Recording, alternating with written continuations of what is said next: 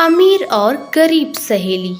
यह कहानी है एक छोटे से परिवार में रहने वाली शीतल की, जो कि बहुत ही गरीब होती है, और वहीं उसकी सहेली नेहा, जो कि एक अमीर घर से थी। वो वहीं पली बड़ी थी। माँ सुनती हो, मुझे जल्दी से खाना दे दो, मुझे अपनी सहेली से मिलने के लिए जाना है।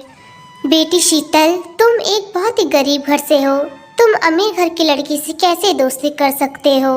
अरे तुम उसके साथ कम रहा करो, उनकी और हमारी कोई बराबरी नहीं है। माँ, नेहा बहुत ही अच्छी लड़की है, वो मेरी सबसे बेस्ट फ्रेंड है और मैं उसी को ही अपनी सहेली बनाना चाहती हूँ। शीतल ने जल्दी जल्दी खाना खाया और भागते हुए अपनी दोस्त नेहा से मिलने के लिए चली गई। शीतल और नेहा दोनों बेस्ट फ्रेंड थे। वो दोनों पक्की सहेली थे। वो स्कूल में भी साथ में पढ़ते थे और गांव में साथ में खेलने भी साथ में जाया करते थे। वाकई नेहा बहुत ही अच्छी लड़की थी। शीतल और नेहा की इतनी गहरी दोस्ती थी कि वे अमीरी और गरीबी में कोई मतभेद नहीं करते थे। यार शीतल, मुझे तुझसे एक बात कहनी थी।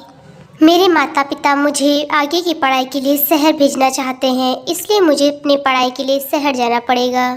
शीतल, तू कहीं मुझे भूल तो नहीं जाएगी ना? नेहा मत जाना, कोई बहाना बना दे कि मुझे नहीं जाना करके। शीतल, जाने का मन तो मेरा भी नहीं है, पर मैं क्या करूं, मेरी मजबूरी है।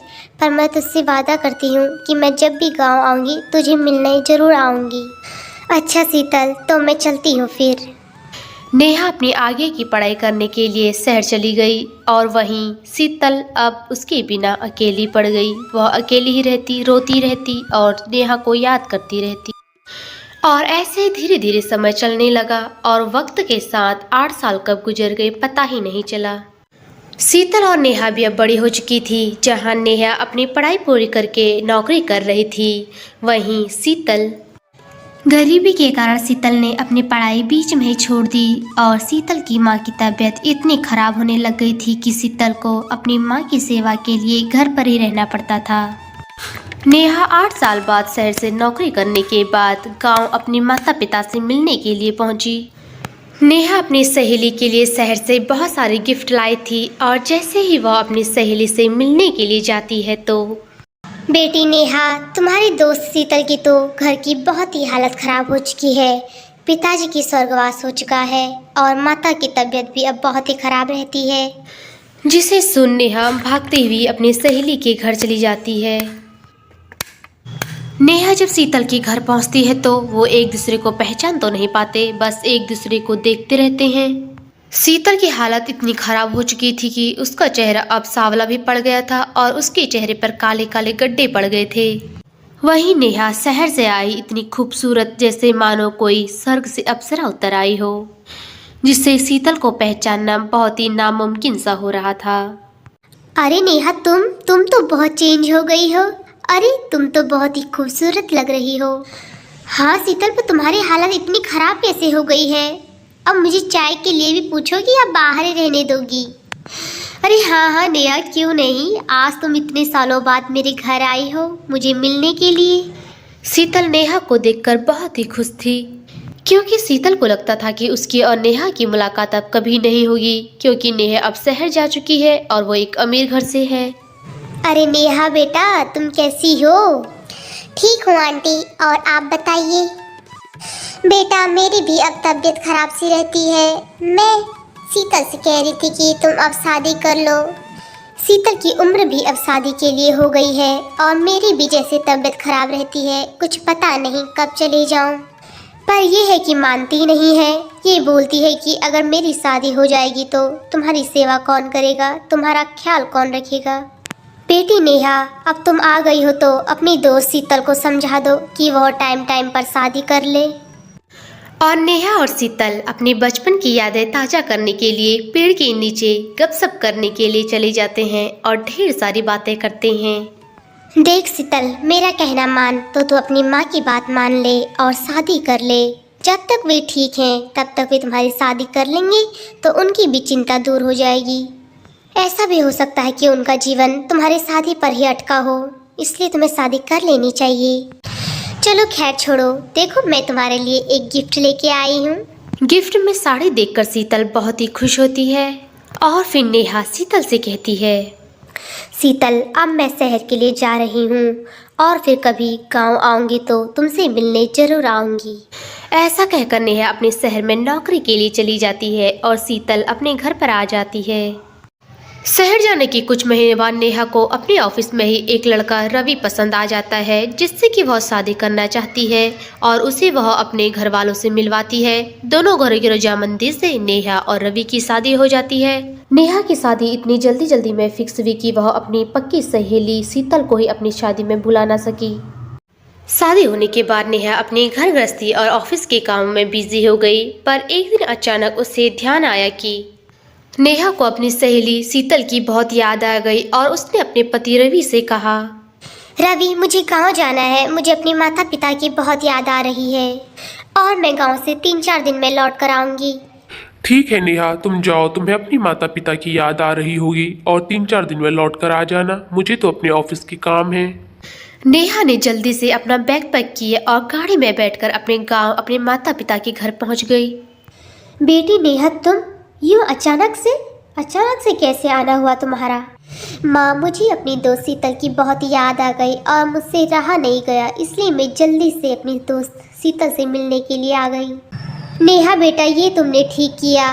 कल ही उस बेचारे की माँ का निधन हो गया है। वो बच्ची अब अकेली पड़ गई है। जल्दी जाओ तुम अपनी दोस्त सहेली से मिलने के लिए। ऐसा सुन मानो नेहा का दर्द से सीना फट गया हो। वह भागते भागते अपनी सहेली के घर पहुंची। मेरी सहेली शीतल, ये क्या हो गया? मैंने सुना कि तुम्हारी माँ का निधन हो गया है। शीतल ने जैसे ही नेहा की आवाज़ सुनी और वह जल्दी से भागी हुई रोती हुई अपनी दोस्त के गले लगी और कहा, नेहा, मेरे साथ ये क्या हो गया? मेरी माँ भी मुझे छोड़कर चली गई। अब मैं भी क्या अकेली जीकर क्या करूँगी? मुझे नहीं जीना। मैं अपनी माँ के बगैर अब कैसे रहूँगी? अरे शीतल, तू चिंता क्यों करती है? मैं हूँ ना तेरे साथ। और ऐसे ही काफ़ी देर तक नेहा शीतल को बहुत देर तक दिलासा देती रही और अब नेहा को समझ आ रहा था कि क्यों उसे अपनी दोस्त की इतनी याद आ रही थी। शीतल, तूने कुछ खाया? नहीं नेहा, खाने का कुछ मन नहीं है। माँ चले गई। मुझे ऐसा लग रहा है कि मेरे भी प्राण चले गए हैं। मेरा खाने का बिल्कुल भी मन नहीं है।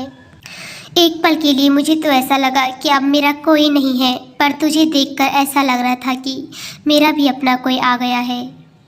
क्या तू कुछ दिन के लिए मेरे साथ रह सकती है?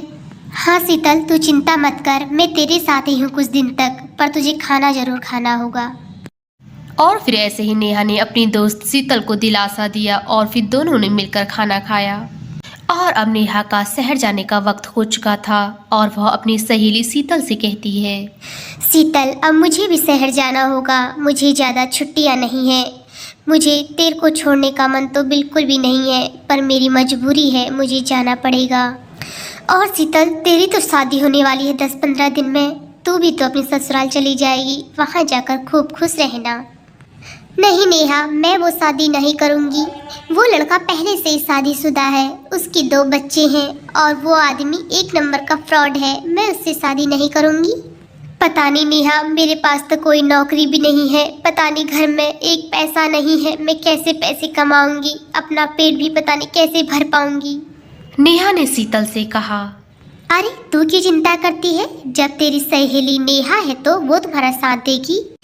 अरे शीतल, तुम तो खाना बहुत ही अच्छा बनाती हो, कढ़ी चावल और दाल चावल। तो तुम एक काम क्यों नहीं करती? तुम अपना एक छोटा सा ढाबा खोलकर खाना बनाओ। शीतल, पैसे की चिंता तुम बिल्कुल मत करो, मैं तुम्हारी मदद करूँगी। अमीर सहेली नेहा ने वाकई में अपनी दोस्त शीतल की बहुत मदद की। उसने उसके लिए एक छोटा सा ठेला खोला जिसमें शीतल ने बहुत ही अच्छा खाना बनाया और सभी लोगों को खाना खिलाकर पैसे कमाए। ऐसे ही वक्त बीतते गया। शीतल का काम बहुत ही अच्छा चल रहा था। उसने अपने लिए एक छोटा सा घर बनाया और धीरे धीरे करके उसने अपनी दोस्त नेहा के पैसे भी चुका दिए। नेहा भी अपनी दोस्त शीतल से मिलने के लिए आती रहती थी। दोनों में बहुत ही गहरी दोस्ती थी जो कि आगे बढ़ती गई। शीतल अपनी दोस्त नेहा से कहती है कि जो तुमने मेरे लिए किया मैं उसका एहसान कभी नहीं भूलूंगी और हमेशा हम एक दूसरे के लिए पक्की सहेली बने रहेंगे। और चाहे जीवन में कितना बड़ा संकट आ जाए, हम दोनों दोस्त एक दूसरे का साथ कभी नहीं छोड़ेंगे, बल्कि हम एक दूसरे का साथ देंगे, एक दूसरे की मदद करेंगे। और अब शीतल और नेहा दोनों ही बहुत खुश थे।